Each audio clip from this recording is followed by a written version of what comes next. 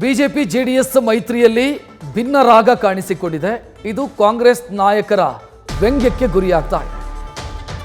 ಅಭ್ಯರ್ಥಿಗಳನ್ನ ಘೋಷಣೆ ಮಾಡುವಷ್ಟು ಸ್ವಾತಂತ್ರ್ಯ ಜೆಡಿಎಸ್ಗಿಲ್ಲ.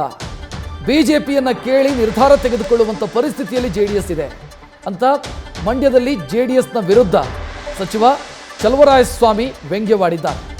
ಮೈತ್ರಿ ವಿಚಾರದಲ್ಲಿ ಜೆಡಿಎಸ್ಗೆ ಹೊಸ ಅನುಭವ ಆಗ್ತಾ ಇದೆ. ಮೈತ್ರಿ ಒಂದು ಹಂತ ತಲುಪಿಲ್ಲ, ಈಗಲೇ ವ್ಯತ್ಯಾಸ ಆಗಿದೆ. ಅವರ ತೀರ್ಮಾನ ಅವರಿಗೆ ಬಿಟ್ಟಿದ್ದು, ನಾನು ಹೆಚ್ಚಿಗೆ ಮಾತನಾಡೋದಿಲ್ಲ ಅಂತ ಚಲುವರಾಯಸ್ವಾಮಿ ಮಾತನಾಡಿದ್ದಾರೆ.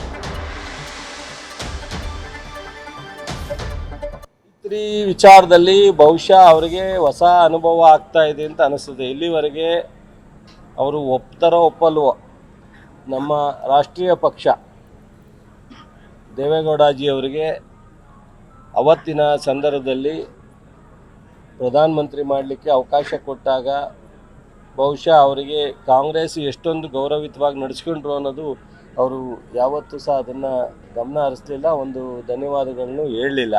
ಬಹುಶಃ ಅದಾದಮೇಲೆ ಮತ್ತೆ ಧರ್ಮಸಿಂಗನ್ ಮುಖ್ಯಮಂತ್ರಿ ಮಾಡುವಂಥ ಸಂದರ್ಭ ಬಂದಾಗ ಎಸ್ ಎಂ ಕೃಷ್ಣ ಅವರು ಇದೇ ಜಿಲ್ಲೆಯವರು ಆಡಳಿತ ಮಾಡಿ ಚುನಾವಣೆಗೆ ಹೋಗಿ ಪರಾಭವವನ್ನು, ಪಕ್ಷ ಅಧಿಕೃತ ಬಹುಮತವನ್ನು ತಗೊಳ್ಳದೇ ಇದ್ದಾಗ ಅವರು ಒಬ್ಬರು ಮುಖ್ಯಮಂತ್ರಿಗೆ ಭಾಳ ಸೀರಿಯಸ್ ಆಗಿ ಆಸ್ಪರೆಂಟ್ ಇದ್ದರು.